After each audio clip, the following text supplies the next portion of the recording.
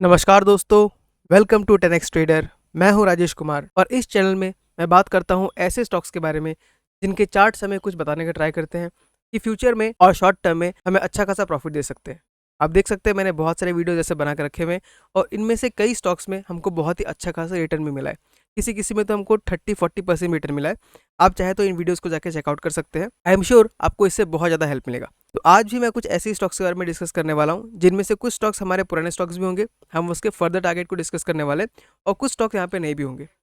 तो पहला हम स्टॉक देख लेते हैं विप्रो के बारे में। तो विप्रो का हमने जब लास्ट टाइम वीडियो बनाया था तो इसका टारगेट हमने बहुत ऊपर तक का रखा था और स्टॉक हमारा ऊपर बढ़ भी रहा था, लेकिन कल के दिन में हमको एक बहुत बड़ा गिरावट देखने को मिला।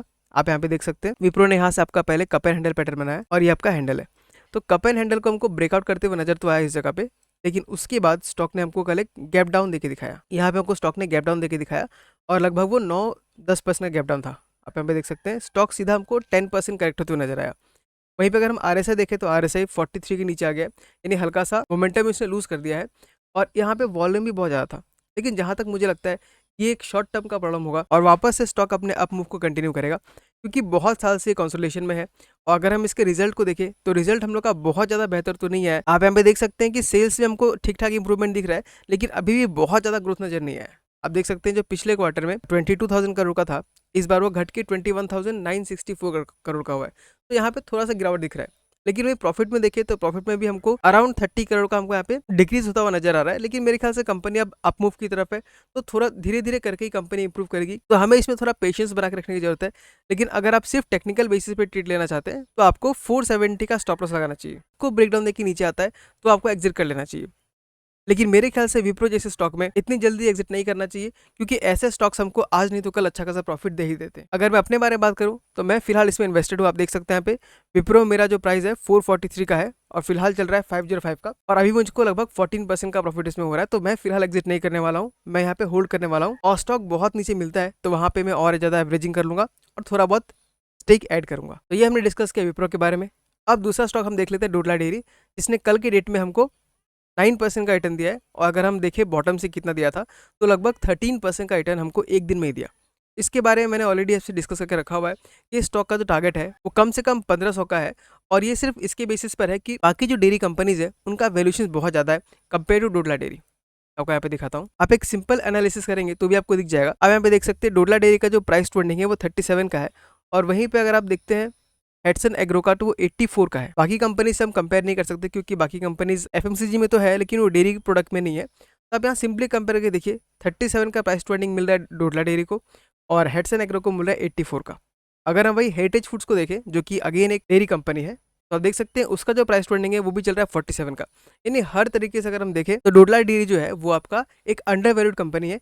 और दूसरी बात यह है कि कंपनी लगातार बहुत ही अच्छा खासा प्रॉफिट कर रही है। आप यहाँ पे देखिए, अगर हम क्वार्टर ऑन क्वार्टर में आके देखें तो 2021 में जो कि सिर्फ 51 करोड़ का प्रॉफिट हुआ करता था, अब वो बढ़ के 105 करोड़ का हो गया है।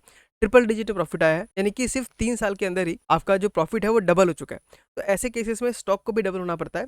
डबल से एक्चुअली ज़्यादा ही हो जाता है, क्योंकि जो स्टॉक है, स्टॉक का जो प्राइस है वो उसके अर्निंग को फॉलो करती है। तो जिस तरीके से अर्निंग ग्रो करेगा उसका प्राइस ही ग्रो करेगा। आप देख सकते हैं ईपीएस से भी हमें कंटिन्यूसली ग्रोथ नजर आ रहा है, जहाँ पिछले क्वार्टर में 7.87 रुपीज़ का था, अब वो बढ़ के सीधा 10.93 रुपीज़ का हो गया है। यानी आपका ईपीएस भी डबल डिजिट में आ गया है। तो ये बहुत ही पॉजिटिव चीज़ है। और दूसरा पॉजिटिव बात ये है कि डोडला डेयरी के मैनेजमेंट ने कहा है कि फ्यूचर में जाके वो डिविडेंड देना भी स्टार्ट करेगी, क्योंकि इनका जो बिजनेस है अभी एक्सपेंशन में लगा हुआ है। जब अच्छा खासा एक्सपेंशन हो जाएगा, जब कंपनी का बिजनेस बहुत बढ़ जाएगा, तो कंपनी डिविडेंड देना भी स्टार्ट करेगी। तो जहाँ तक मुझे लगता है कि एक बहुत ही अच्छा डिविडेंड देने वाली कंपनी बन सकती है। बस हमको यहाँ पे थोड़ा पेशेंस चाहिए और इसको टाइम टू टाइम ट्रैक करते रहना चाहिए, क्योंकि कंपनी जो है स्मॉल कैप कंपनी है। आप इसका मार्केट कैप देख सकते हैं, ओनली 7,000 करोड़ का मार्केट कैप है। तो ये चार्ट था आपका डोडला डेयरी का। इसका टारगेट हम लोग का लगभग 1500 का है। अब एक बात दोस्तों मैं क्लियर कर देना चाहता हूँ कि जो मैं यहाँ पे टारगेट स्टॉप लॉस बोलता हूँ वो मैं अपने लिए बोलता हूँ, क्योंकि इसमें से ज़्यादा स्टॉक्स तो मेरे खुद के पोर्टफोलियो में है। तो हो सकता है कि मैं इसमें थोड़ा सा बायस्ड हूँ, लेकिन मैं ट्राई करता हूँ कि जितना ज़्यादा हो सके मैं अनबायस्ड होकर जो मुझे नज़र आता है उसके बारे में बोलने का ट्राई करूँ। और दूसरा एम ये भी है कि इससे आपको भी कुछ सीखने को मिले। आप भी अगर टेक्निकल एनालिसिस सीख सकते हैं तो आप खुद से एनालिसिस करके आप स्टॉक में अपना पोजीशन ले सकते हैं। तो इन सारे वीडियोस को आप रिकमेंडेशन की तरह बिल्कुल ही मत लीजिएगा। अगर आप रिकमेंडेशन मान के उसमें ट्रेड लेते हैं और आपको लॉस होता है तो उसका रिस्पॉन्सिबल मैं नहीं हूँगा। अगर आपको प्रॉफिट होता है तो भी उसका रिस्पॉन्सिबल मैं नहीं हूँ, उसका जिम्मेदार आप खुद होंगे। तो इस छोटे से डिस्क्लेमर के बाद बढ़ते हैं अपने अगले स्टॉक की तरफ, जो कि इस चैनल में पहली बार डिस्कस होने वाला है, और उसका नाम है IDBI बैंक। अब आप देख रहे होंगे दोस्तों कि कुछ दिनों से हम लोग का जो बैंकिंग सेक्टर है वो काफी कंसोलिडेट कर रहा है, यानी बहुत ज्यादा हमको मूव देखने नहीं मिल रहा है। लेकिन जहां तक मुझे लगता है कि फ्यूचर में अगर इंडिया ग्रोथ करना है तो बैंकिंग सेक्टर को ग्रो करना ही पड़ेगा। और गवर्नमेंट बैंक का जो बहुत बड़ा प्रॉब्लम था NPA का, वो लगभग क्लियर हो चुका है, और अब नेक्स्ट साइकिल आने वाली है, वहाँ पे हर सारे के सारे बैंक ग्रो करेंगे। ऑफकोर्स 4 5 10 साल बाद फिर से NPAs का प्रॉब्लम आएगा, लेकिन फिलहाल का जो साइकिल है वो ग्रोथ का साइकिल है।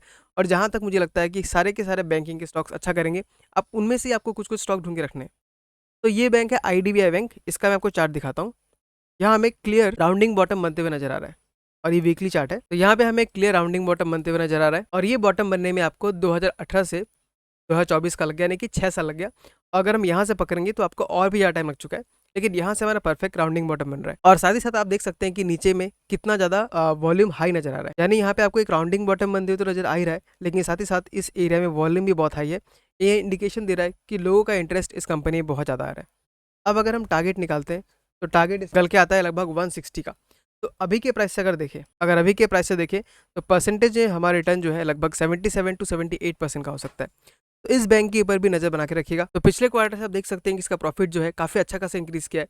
हमको यहाँ पे लगभग 25% का ग्रोथ नजर आ रहा है। तो EPS भी हमको 1.55 से 1.61 तक बढ़ते हुए नजर आ रहा है। तो दोस्तों आज हमने बात किया 3 4 स्टॉक्स के बारे में। आई होप आपको ये वीडियो अच्छा लगा होगा, और अगर आपको इन्फॉर्मेशन अच्छा लग रहा है, आप उससे प्रॉफिट कमा पा रहे हैं, तो इन वीडियो को लाइक कर दीजिए, और हो सके तो चैनल को सब्सक्राइब भी कर दीजिएगा, क्योंकि उससे मुझे बहुत ज़्यादा मोटिवेशन मिल सकता है। आप यहाँ पे देख सकते हैं यूट्यूब एनालिटिक्स में यहाँ पे दिख रहा है कि जितने लोग देखते हैं उनमें से ओनली 13% ही सब्सक्राइब करते हैं, और बाकी लोग सब्सक्राइब नहीं करते।